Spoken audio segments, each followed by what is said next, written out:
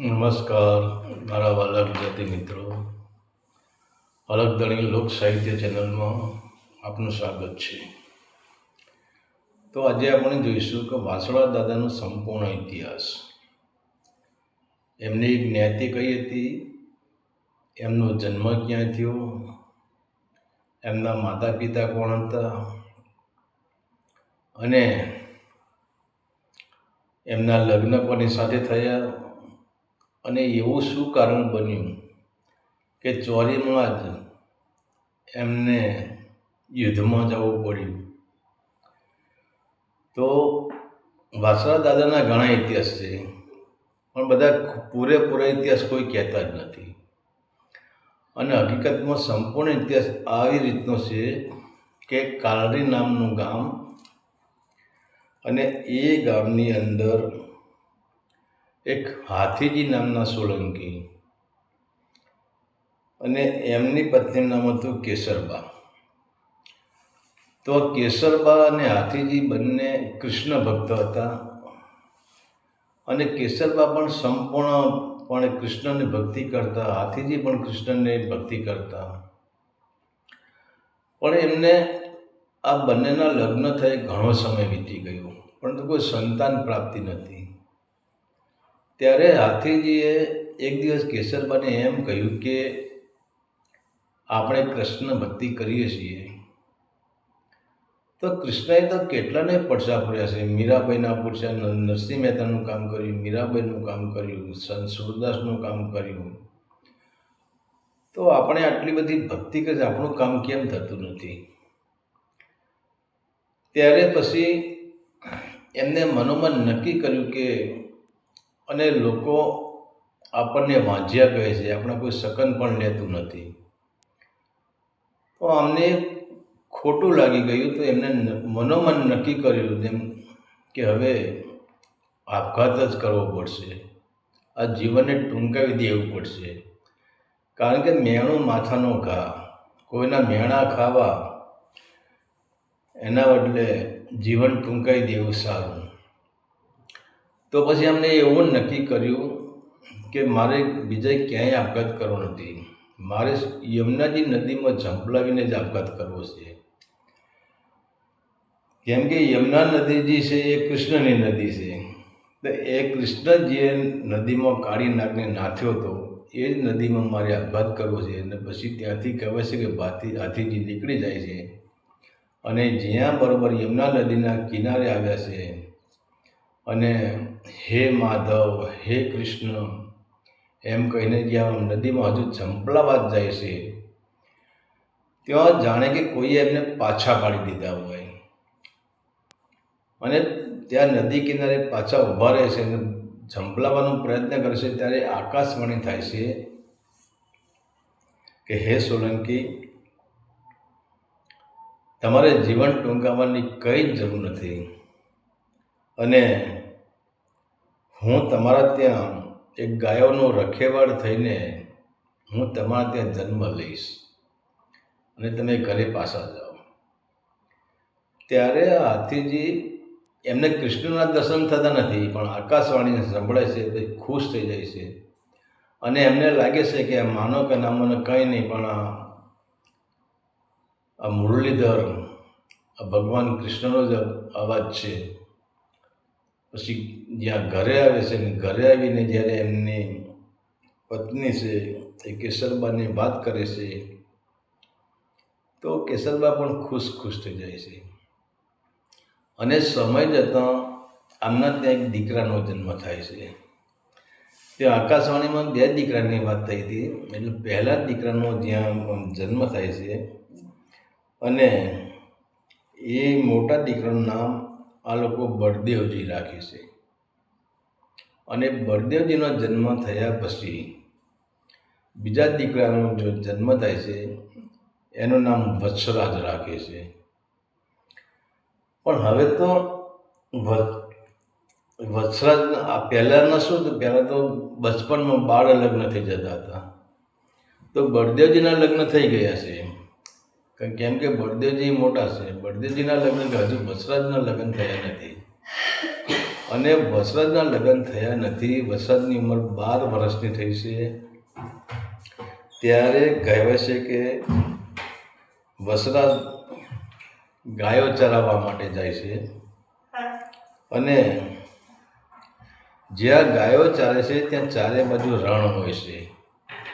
તો અહીંયા ઘટના એવી ઘટે છે કે ચારે બાજુ રણ હોય છે. ગાયો જ્યાં ચારતી હોય ત્યાં ગાયોને પીવા પાણી ક્યાંય હોતું નથી અને ગોવાળીઓને પીવા પણ ક્યાંય પાણી હોતું નથી.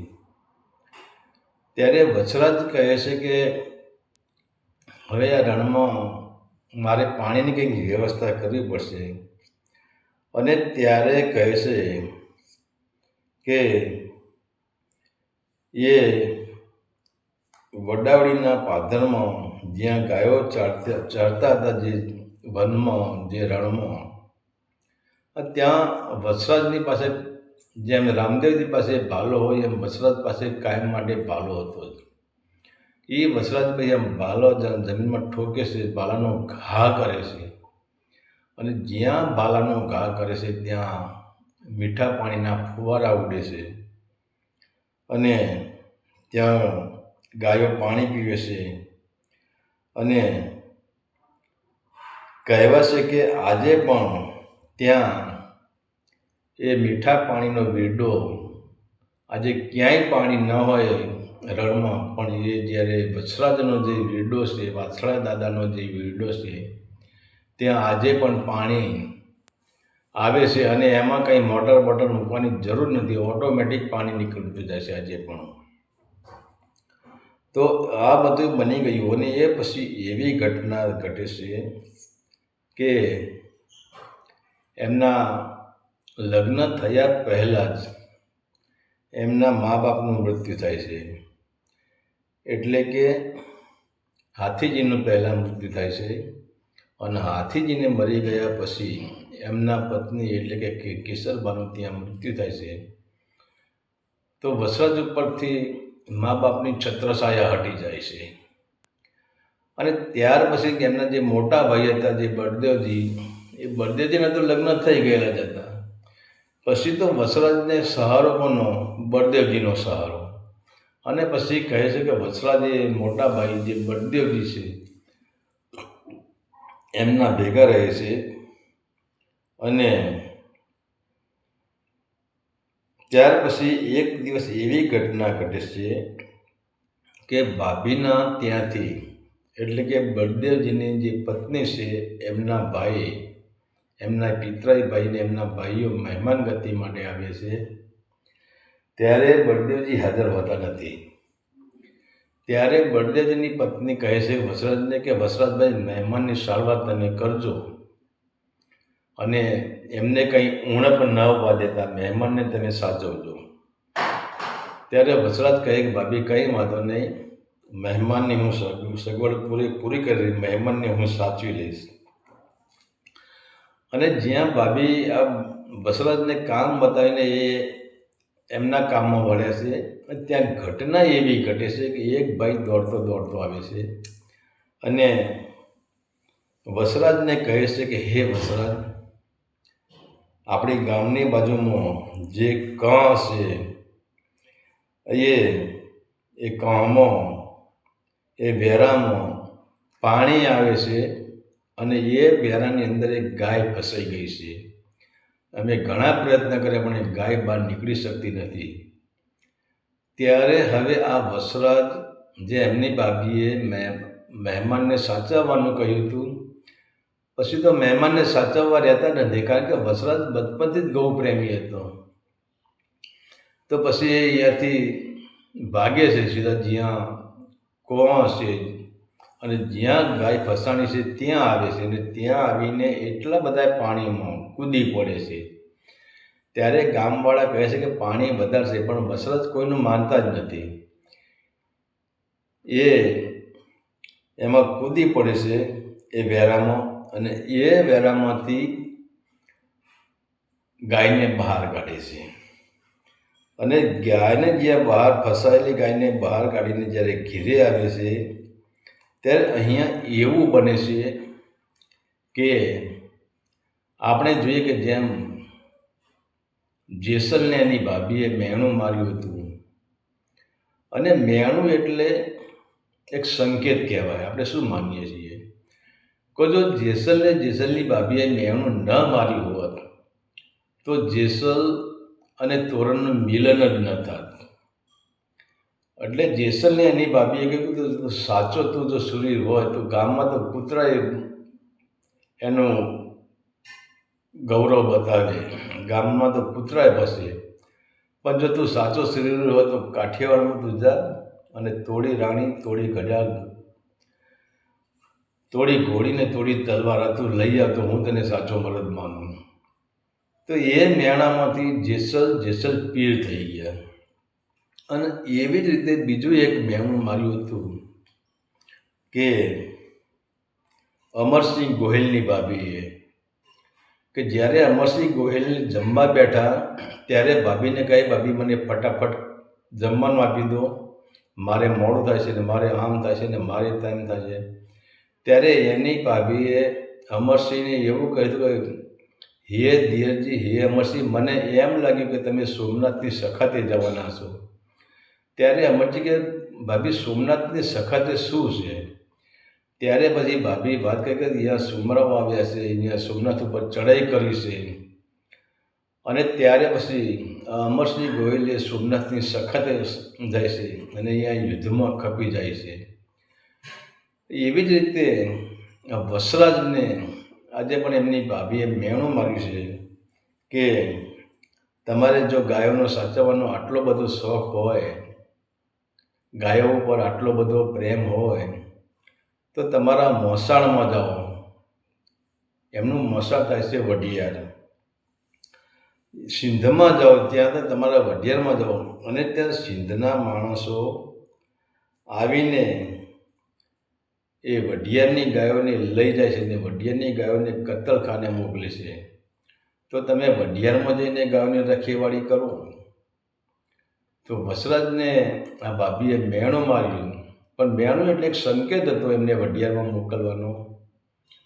અને જ્યાં આ મેણું માર્યું ત્યાં વસરાજને થઈ ગયું કે હવે અહીંયા ન રોકાવાય, હવે ગાયોની સેવા કરવા માટે, ગાયોને બચાવવા માટે વઢિયાર જ જવું પડશે. અને ત્યાં એવું બને છે કે ત્યાં એમના મામા, એમનું નામ સામંતસિંહ રાઠોડ, એ આવે છે અને આવીને વસરાજ કહે છે કે મામા હવે મારે તમારી હાથે આવવું છે, મારે વઢિયારમાં આવવું છે. અને મેં એવું સાંભળ્યું છે કે વઢિયારમાં સિંધના સુમરાઓ એ ગાયોને લઈ જાય છે, ગાયોને કત્તલખાને મોકલે છે. ત્યારે એમના મામા કહે છે કે ભાણા સાચી વાત છે. ત્યારે સામંતસિંહ કહે છે કે તું ભાણા મારી હાથે હાલ. તો સામંતસિંહ હવે વસરાજને પોતાના વતનમાં એટલે કે વઢિયાર તરફ ને એ વઢિયારમાં લઈ જાય છે. અને એ ગામનું નામ છે લવાડ. એ લવાડ ગામમાં લઈ જાય છે. અને ત્યાં જઈને હવે મામાને તો શું હતું કે મામાને કોઈ સંતાન નહોતું અને મામાને વસરાજ પ્રત્યે પ્રેમ પણ હતો. ત્યારે મામા એમની મામીને કહે છે કે હવે આપણે તો કોઈ સંતાન છે નહીં, વસરાજ એ આપણો ભાણો ગણતો હોય અને આપણો દીકરો ગણતો હોય, એ વસરાજને હું અહીં લઈ આવ્યો છું. તો હવે એમની મામી અને એમને મામા એમનું જે જાગીરદારી હતી, એમની જમીન હતી, એમના ખોરડા હતા, એમની નામે જે જમીન હતી, જે હતું એ બધું વસરાજના નામે કરી દેશે. અને પોતે એ પણ પ્રભુ ભજન કરતા હતા, એ પણ ગાયોના રખેવાળ હોય છે. તો હવે અહીંયા તો ગાયો માટે કાયમનો પ્રશ્ન રહેતો હતો, કારણ કે અહીંયા તો સુમરા લોકો કાયમ ગાયો માટે લેવા આવતા જ હતા અને વસરાજને કાયમ ગાયોની સાચવણી માટે જવું પડતું હતું. તો મામાને એક વખત નક્કી થયું કે હવે આ વસરાજ જો એના હું લગ્ન કરાવી દઉં તો આ સુમરાઓ સાથે તોફાન ન કરે અને પત્ની આવે પછી એ સીધો થઈ જાય. અને આમે તો એના મામાને એવું છે કે આ ગાયો માટે જાય છે ધર્મ માટે, પરંતુ દરેક સુમરાની નજરમાં વસરાજ ચડી ગયો હતો. કે દરેક સુમરાઓને એવું હતું કે વસરાજ જો ન હોય તો ગાયોને લેવાનો આપણને લાભ મળે, આપણને વસરાજ નડે છે. તો વસરાજ દરેક સુમરાની અંદર કાંટો બનીને ઉભો રહ્યો હતો. ત્યારે એમના મામાએ નક્કી કર્યું કે હવે એક કામ કરું, આ વસરાજના લગ્ન કરાવી દઉં. અને જો વસરાજના લગ્ન કરાવી દઉં તો પછી વસરાજ ધીરે ધીરે એની પત્નીના પ્રેમમાં ફસી જશે અને પછી આ સુમરાઓ સામે એ તોફાન કરવા કે યુદ્ધ કરવા કે ધીંગાણું કરવા પછી ઓછો જશે, પછી નહીં જાય. ત્યારે એમના મામા એક કુંવર નામનું ત્યાં ગામ છે અને ત્યાં કુંવર નામના જે ગામમાં જે વજેરસિંહ રાઠોડ અને એમને દીકરી સાથે લગ્ન કરવા માટે નક્કી કરે છે, સગપણ કરે છે. અને સગપણ કર્યા પછી તરત જ લગ્ન લેવાઈ જાય છે. ત્યારે પછી લગ્નમાં તો બધા સગાવાળાને આજે આપણે એમ બોલાવીએ છીએ રીતે એમના મામાએ સગાવાળાને બધાને બોલાવી લીધા છે. બધા જાન લઈને જાય છે અને જાન આવે છે. વરરાજાનું સામૈયું થાય છે અને વરરાજા તોરણે થાય છે. અને જ્યાં પછી વરરાજાને ચોરીમાં બેસાડવા આવે છે, એટલે કે વસરાજને ચોરીમાં બેસાડવામાં આવે છે. અને જે બ્રાહ્મણ દેવતા છે એ કહે છે કે કન્યા પધરાવો સાવધાન. અને ત્યાં જ પછી જે વસરાજની જે પત્ની, જેનું નામ પૂનાબા હતું, એના ભાઈઓ એની પૂનાબાને પકડીને અહીંયા ચોરીમાં પધરાવે છે, મોયરામાં પધરાવે છે. અને ત્યાં પછી જે બ્રાહ્મણ છે એ એમની વિધિ પ્રમાણે બધાએ વિધિ કરે છે અને જ્યાં પછી મંગલ ફેરાની શરૂઆત થાય છે. ત્યારે કહેવાય છે કે 3 મંગલ ફેરા ત્યાં ફરાણા છે અને ચોથા મંગલ ફેરા ફરવાની અહીંયા બ્રાહ્મણ તૈયારી જ કરી રહ્યા છે. અને ત્યાં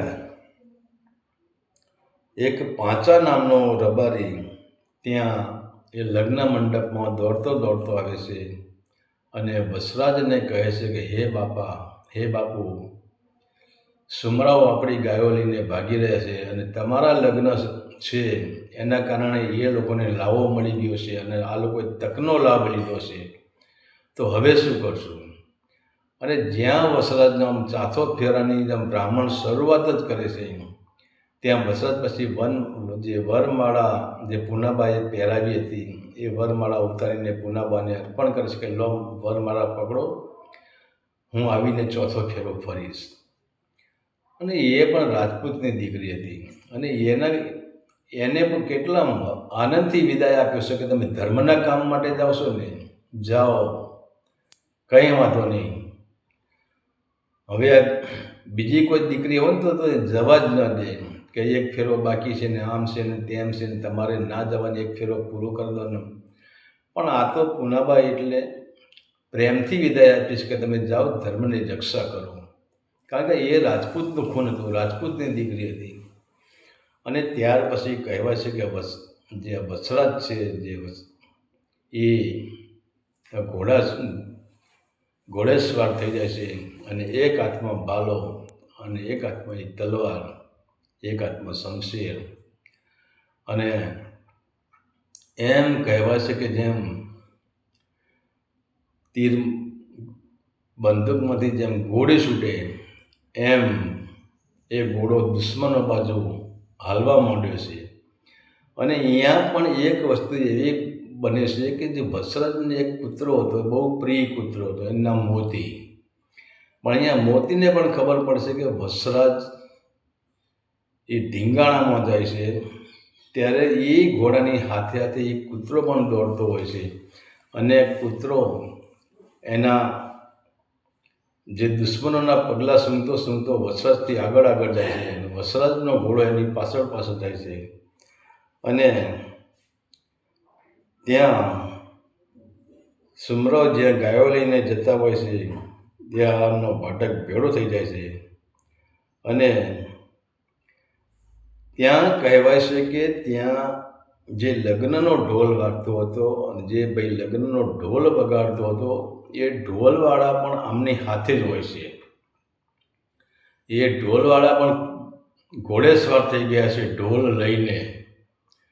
અને જ્યાં વસરાજનો અને જ્યાં સુમરાવનો ભાટક ભેળો થાય છે ત્યાં એ ઢોલવાળા ઘોડે ઉપરથી નીચે ઉતરીને બુંગીયો ઢોલ વગાડે છે. અને એ ટાઈમે બુંગીયો ઢોલ એટલે ભલ ભલાને સુરતન ચડી જાય એવો ઢોલ વગાડતા હતા. અને જ્યાં તમે પાડિયાનો ઇતિહાસ જોશો ને ત્યાં આ બુંગિયા ઢોલનો ઇતિહાસ આવશે. તો અહીંયા બુંગિયો ઢોલ વગાડે છે. પણ આ ઢોલ કેવો વગાડે છે કે જે ઢોલ વગાડે છે ઢોલી એના હાથમાંથી રક્તની ધારો થવા માંડે છે, એના હાથમાંથી લોહી વહેવા માંડે છે. એમ છતાં પણ એ ઢોલ વગાડવાનું આ લોકો બંધ કરતા નથી. અને કારણ એમને ખબર છે કે જો ઢોલ વગાડવાનું બંધ કરી દે તો વસરાજનું જે શૌર્ય છે એ ઢોલના દિબાંગ દિબાંગ દિબાંગ દિબાંગ જે તાલે એ વસરાજ દુશ્મનોનો છાટકે કહેવાય છે કે શીશરે કપાઈને ધડે છટકે તો શત્રુની લાશો પડે. જેમ એક પોપટ, જેમ આપણે બાજરી પાકી હોય, બાજરીનું કસણું પાક્યું હોય ને એક પોપટ આમ ચાંચ મારીને એના મોઢામાં ગળીને ખેંચીને લઈ જાય, એમ દુશ્મનોના મસ્તક કપાવવા માંડ્યા છે. અને એ મસ્તક કેવા કપાય છે એમ જાણે કે એક બાળકો દડે રમતા હોય, મસ્તક કપીને આમ દડો જ આમ દૂર પડે એમાં એ મસ્તકો રડતા રડતા દૂર જાય છે. પણ આ રીતે પછી તો સુમરાઓ ત્યાંથી ભાગે છે. અને વસરાજને પણ થોડા ઘણા ઘાતો પડ્યા જ હોય છે, પણ સુમરાઓ ભાગે છે. અને જ્યારે સુમરાઓ ભાગે છે ત્યારે વસરાજ એ બધી જ જે ગાયો જે સુમરાઓ લઈને આમ હાલતા જતા એ બધી જ ગાયોનું ટોળું લઈને પાછા એ ગામમાં આવે છે. અને ત્યાં આવીને પછી હજુ તો અહીંયા મહેમાન તો વિખરાણા, મહેમાન તો વસરાજની વાટ જ જોઈ રહ્યા છે. ગોર મહારાજ પણ વસરાજની વાટ જ જોઈ રહ્યા છે, એમની પત્ની પણ વસરાજની વાટ જ જોઈ રહ્યા છે. બધાએ લગ્ન મંડપમાં જ બેઠા છે. અને ત્યાં તો પાછા વસરાજ પોતે આવી જાય છે. અને જ્યારે એ ચોથા ફેરાની શરૂઆત તૈયારી કરે છે ત્યારે એક ઘટના એવી ઘટે છે કે ત્યાં ગામમાં બધાની ગાયો આવી ગઈ હોય છે, પણ એક ચારણ છે, એનું નામ છે દેવલબા. આ દેવલબાની એક ગાય અને એનો વાછડો એ આવ્યું નથી. તો દેવલબાઈ જુએ છે ગાયોના ધર્મમાં કે બધાની ગાયો આવી ગઈ, પણ મારી ગાય, મારી બકરી અને મારો વાછડો, એટલે વાછડાનું નામ નાગ હતું, એ હજુ સુધી આવ્યા નથી. ત્યારે અહીં ચોથા ફેરાની શરૂઆત થાય છે.